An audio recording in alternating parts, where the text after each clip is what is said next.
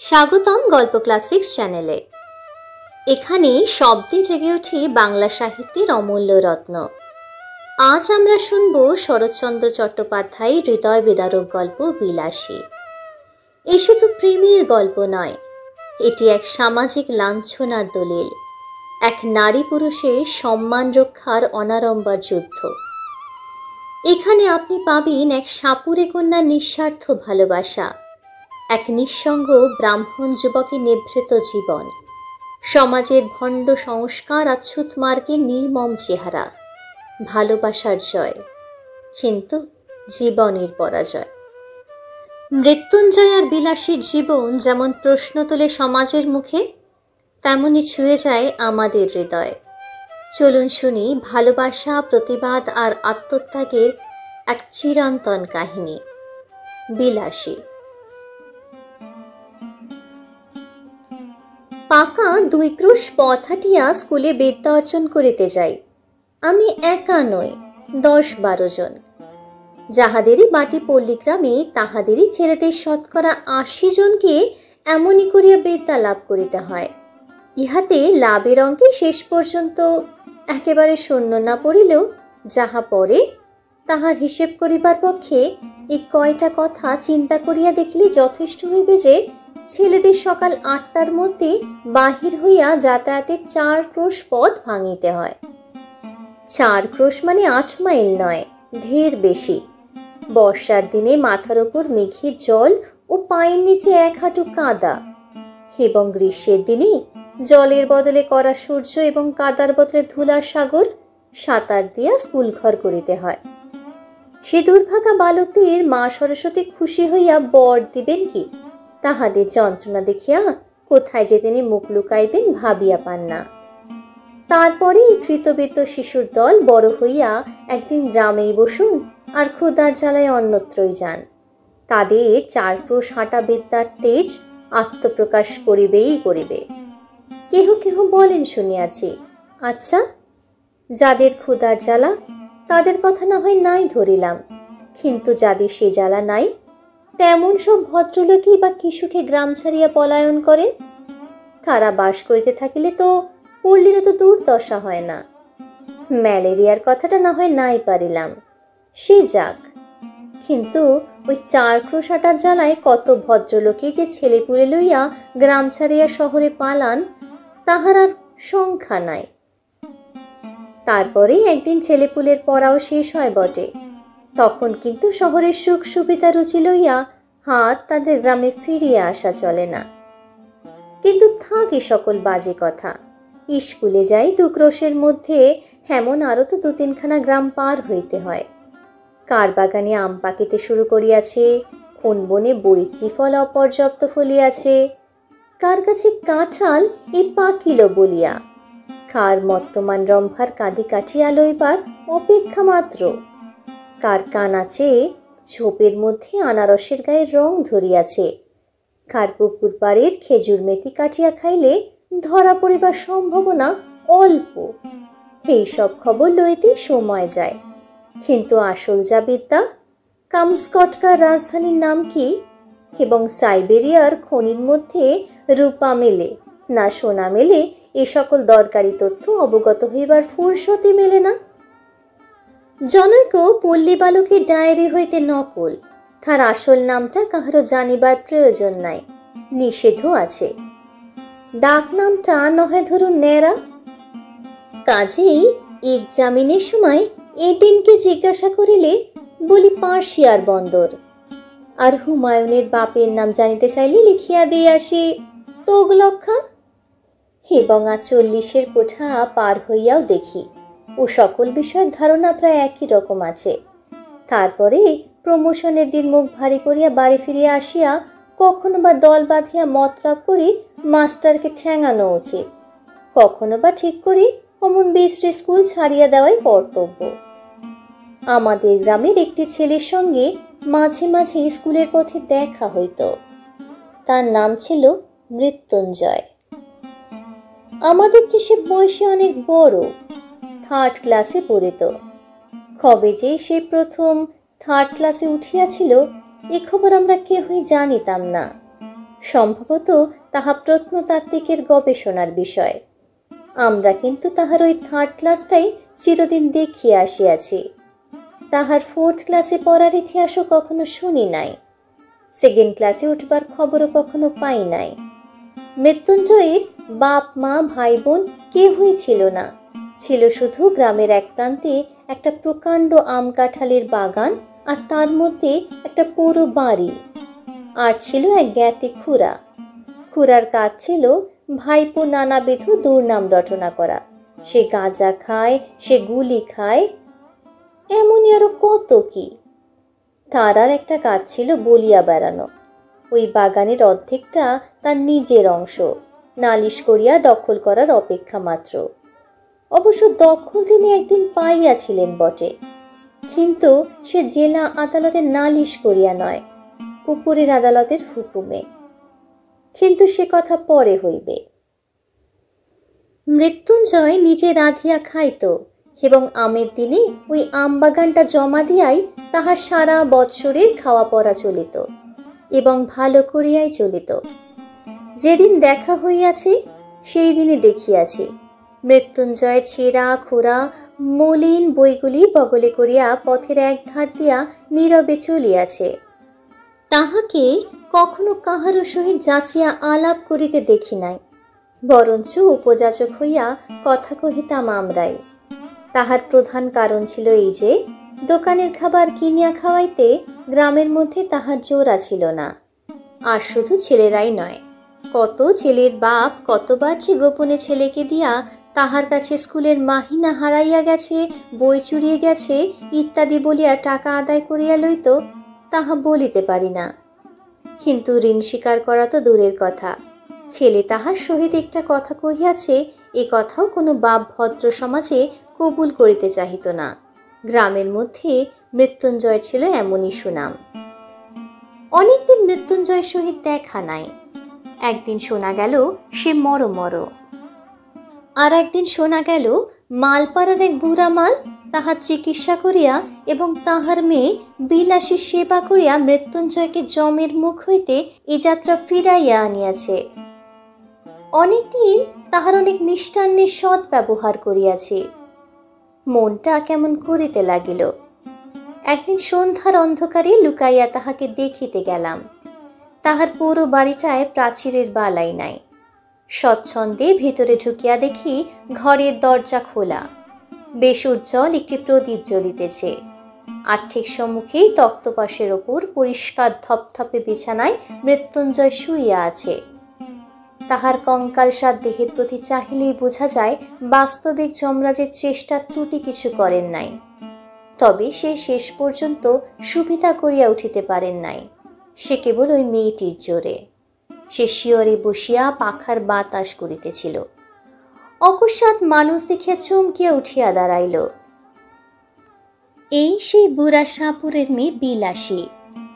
তাহার বয়স 18 কি 28 ঠাহর করিতে পারিলাম না, কিন্তু মুখের প্রতি চাহিবা মাত্রই টের পাইলাম বয়স যাই হোক, খাটিয়া খাটিয়া আর রাত জাগিয়া জাগিয়া ইহার শরীরে আর কিছু নাই।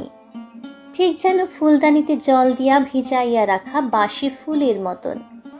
হাত দিয়া এতটুকু স্পর্শ করিলে, এতটুকু নাড়াচাড়া করিতে গেলে ছড়িয়া পড়িবে। মৃত্যুঞ্জয় আমাকে চিনিতে পারিয়া বলিল, কে নেড়া? আমি বলিলাম, মৃত্যুঞ্জয় কহিল, বসো। মেয়েটা ঘাড় হেট করিয়া দাঁড়াইয়া রইল। মৃত্যুঞ্জয় 2-4টি কথায় যাহা কহিল তাহার মর্ম এই যে, প্রায় 1.5 মাস হইতে চলিল সে শয্যাগত। মধ্যে 10-15 দিন সে অজ্ঞান অচৈতন্য অবস্থায় পড়িয়াছিল।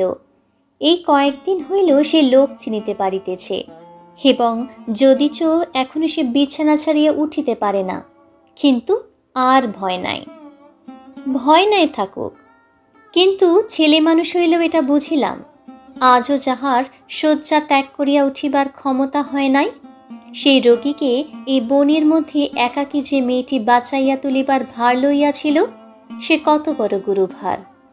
দিনের পর দিন, রাত্রির পর রাত্রি তাহার কত সেবা, কত শুশ্রূষা, কত ধৈর্য, কত রাত জাগা, সে কত বড় সাহসের কাজ।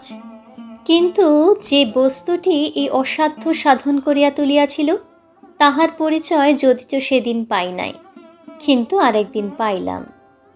ফেরিবার সময় মেয়েটি আরেকটি প্রদীপ লইয়া আমার আগে আগে ভাঙা প্রাচীরের শেষ পর্যন্ত আসিল।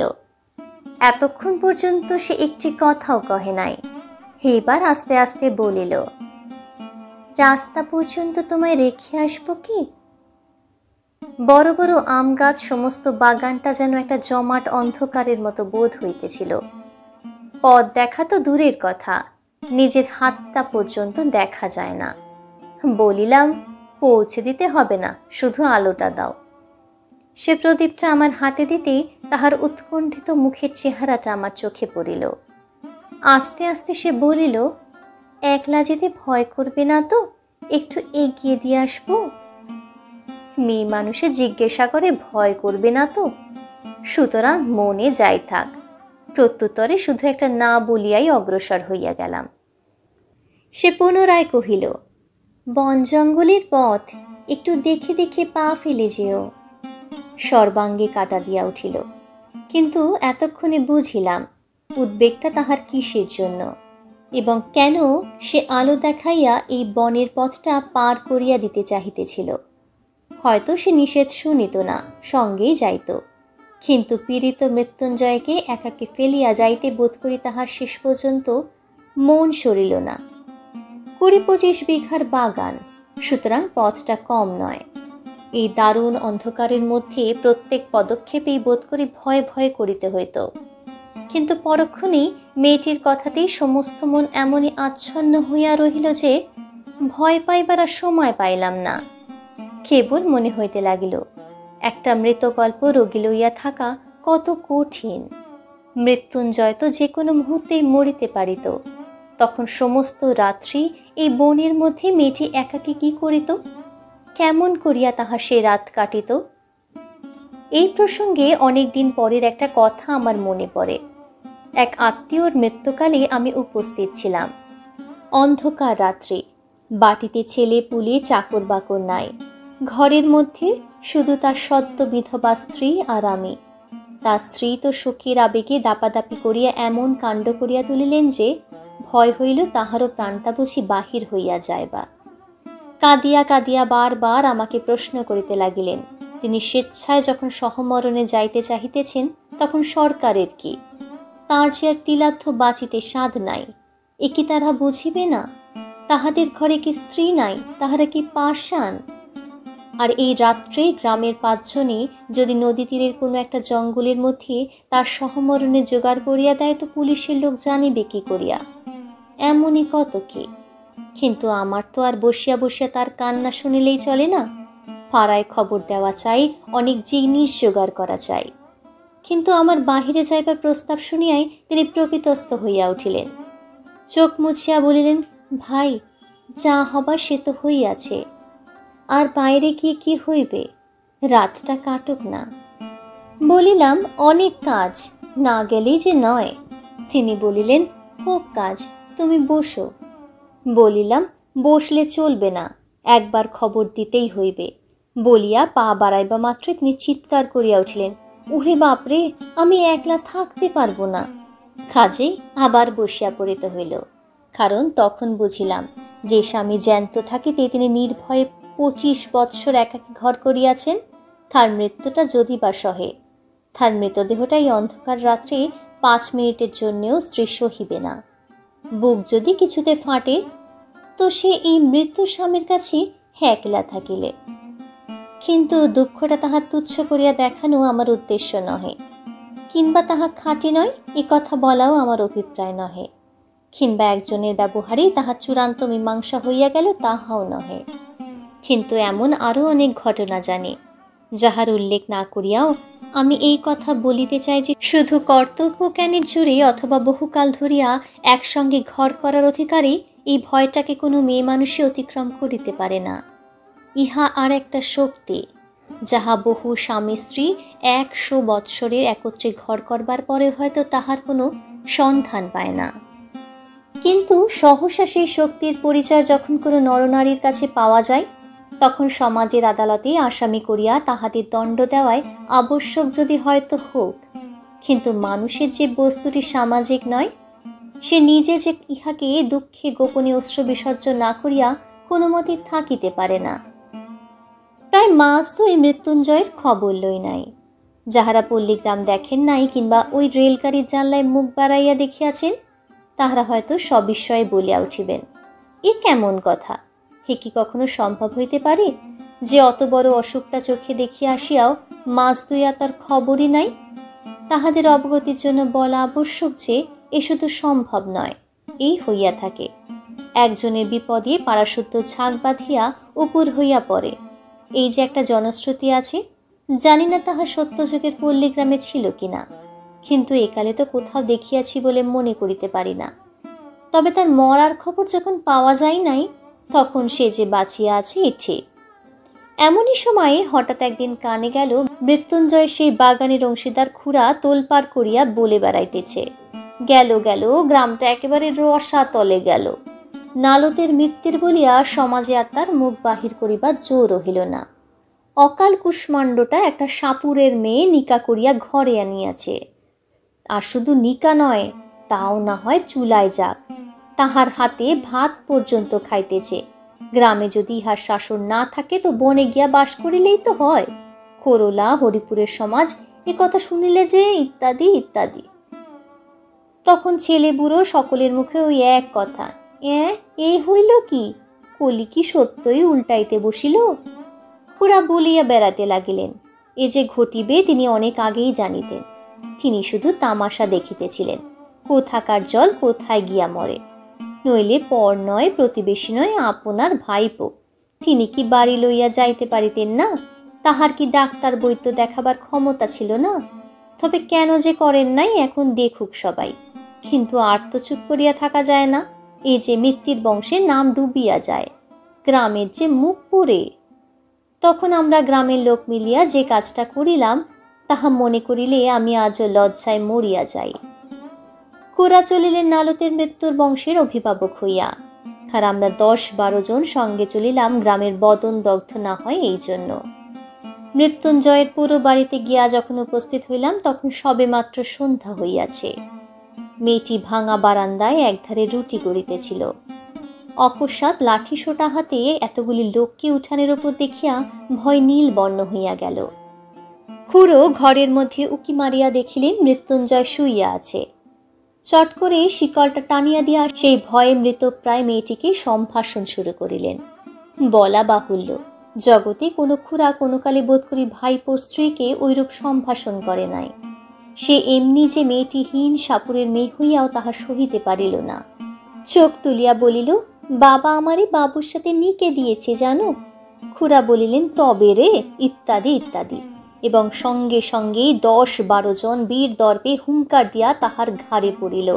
কেহ ধরিল তাহার চুলের মুঠি, কেহ ধরিল কান, কেহ ধরিল হাত দুটো, এবং যাহাদেরই যে সুযোগ ঘটিল না, তাহারাও নিচেষ্ট হইয়া রহিল না।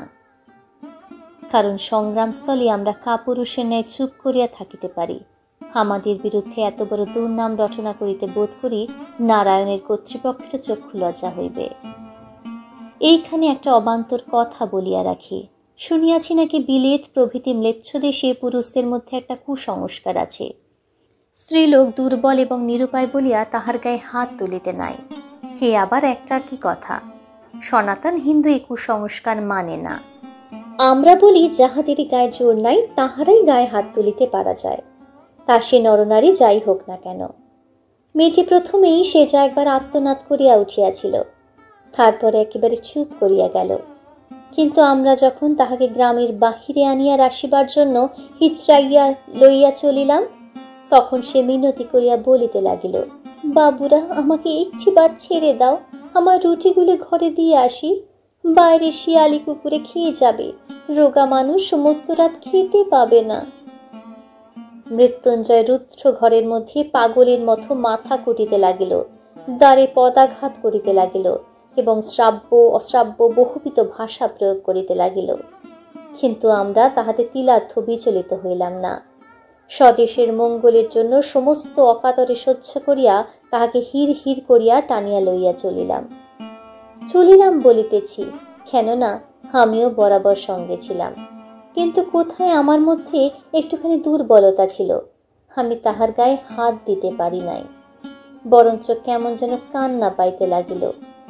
সে যে অত্যন্ত অন্যায় করিয়াছে এবং তাহাকে গ্রামের বাহির করাই উচিত বটে, কিন্তু এটাই যে আমরা ভালো কাজ করিতেছি সেও কিছুতে মনে করিলাম না।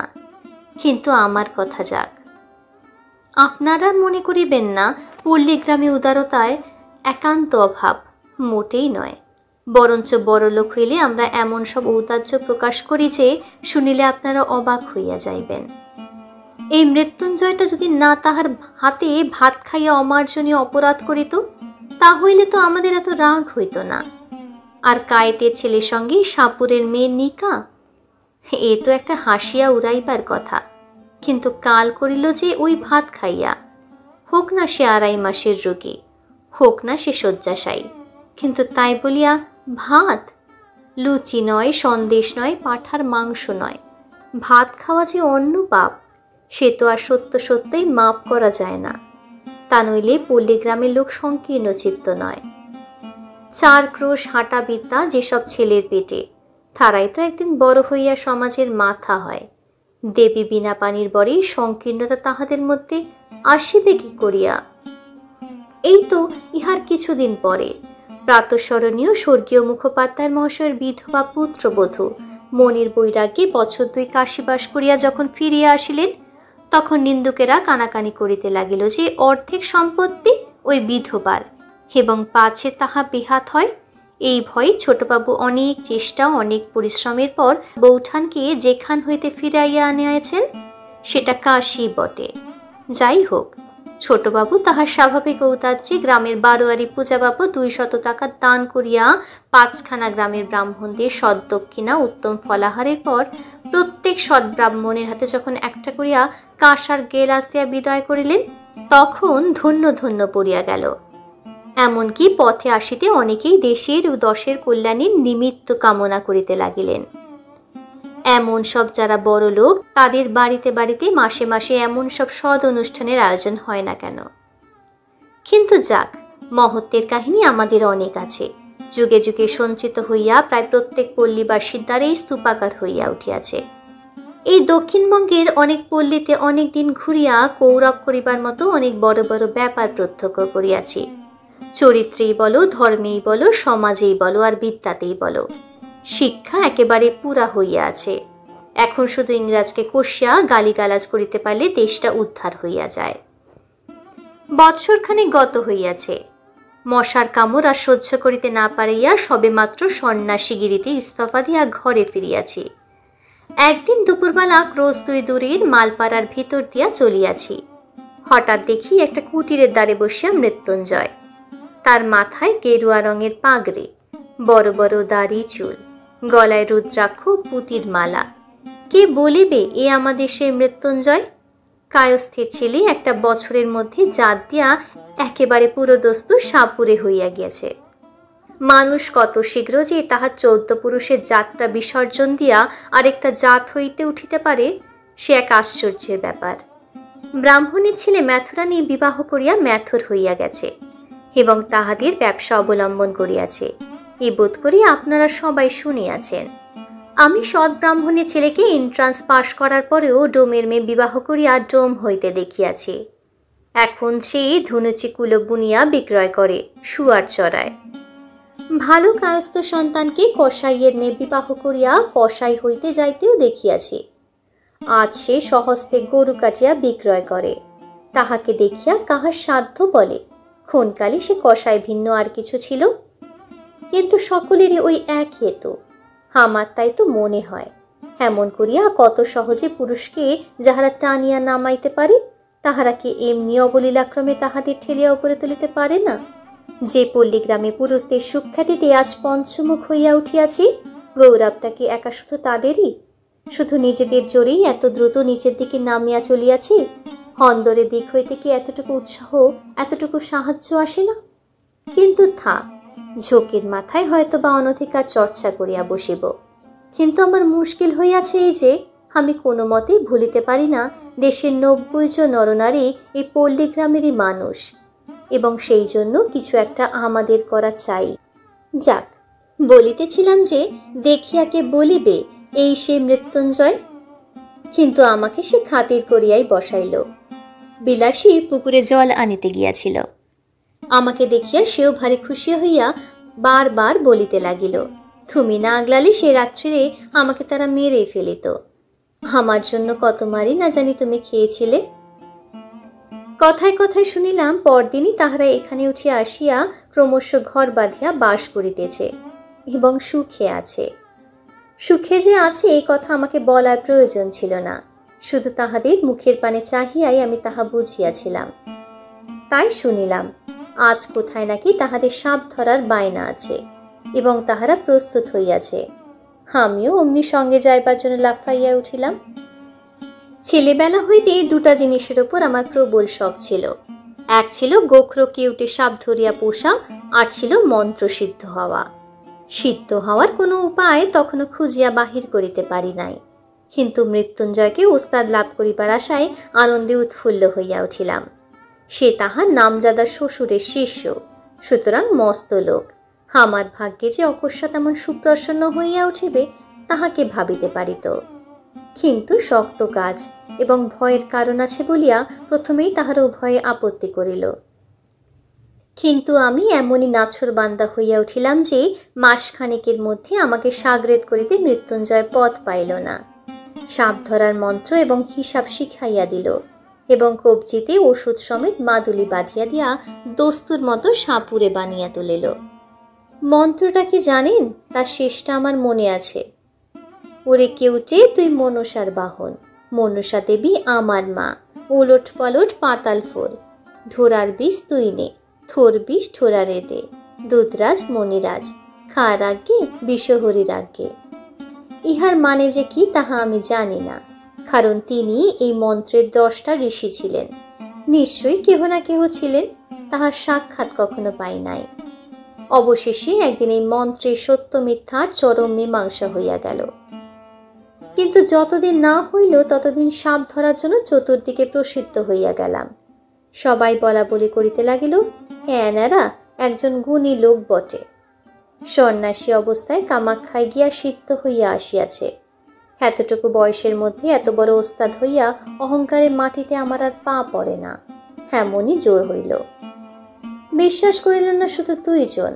আমার গুরু যে, সে তো ভালো মন্দ কোনো কথাই বলিত না, কিন্তু বিলাসী মাঝে মাঝে মুখ চিপিয়া হাসিয়া বলিত, ঠাকুর এসব ভয়ঙ্কর জানোয়ার, তুমি সাবধানে নাড়াচাড়া করো। বস্তুত বীজ দাঁত ভাঙা, সাপের মুখ হইতে বিষ বাহির করা প্রভৃতি কাজগুলো এমনই অবহেলার সহিত করিতে শুরু করিয়াছিলাম যে সেসব মনে পড়িলে আমার আজও গা কাঁপে। আসল কথা হইতেছে যে সাপ ধরাও কঠিন নয়, এবং ধরা সাপ 2-4 দিন হাড়িতে পুড়িয়া রাখবার পরে তাহার বীজ দাঁত ভাঙাই হোক আর নাই হোক কিছুতেই কামড়াইতে চাহে না। চক্র তুলিয়া কামড়াইবার ভান করে, ভয় দেখায়, কিন্তু কামড়ায় না। মাঝে মাঝে আমাদের গুরু শিষ্যের সহিত বিলাসী তর্ক করিত।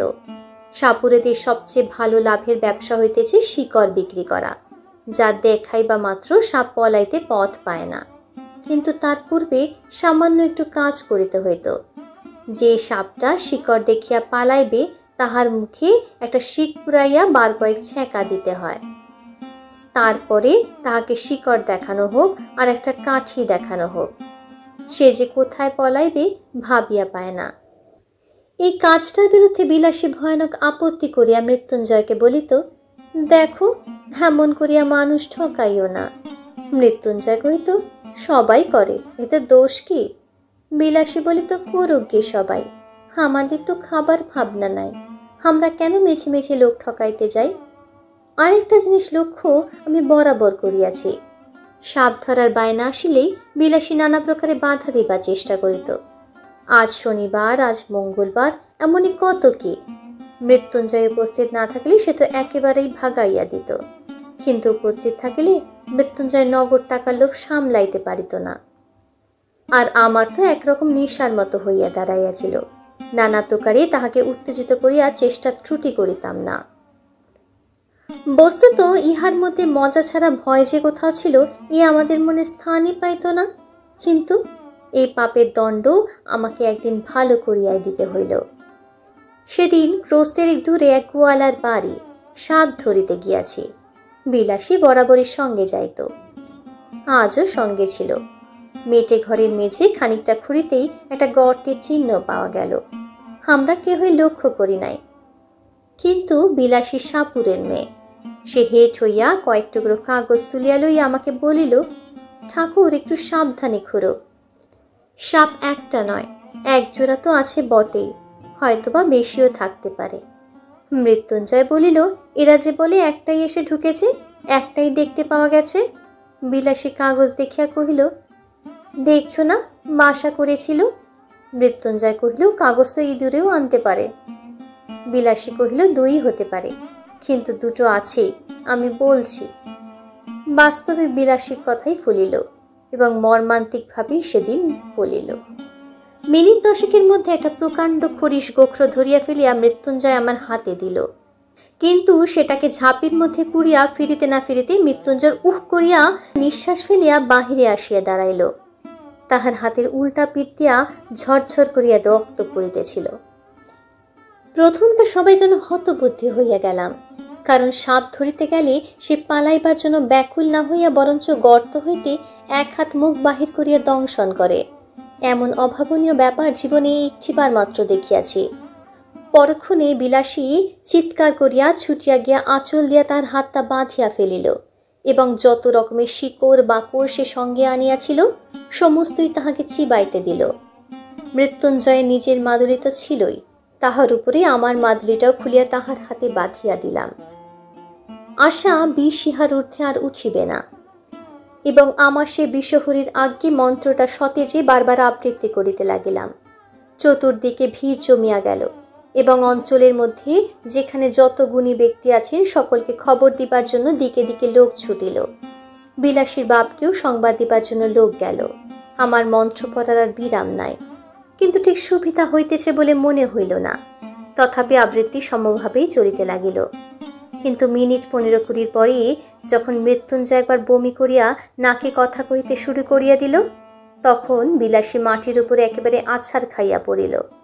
আমি বুঝিলাম আমার বিষহরীর দোহাই বুঝিবার খাটে না।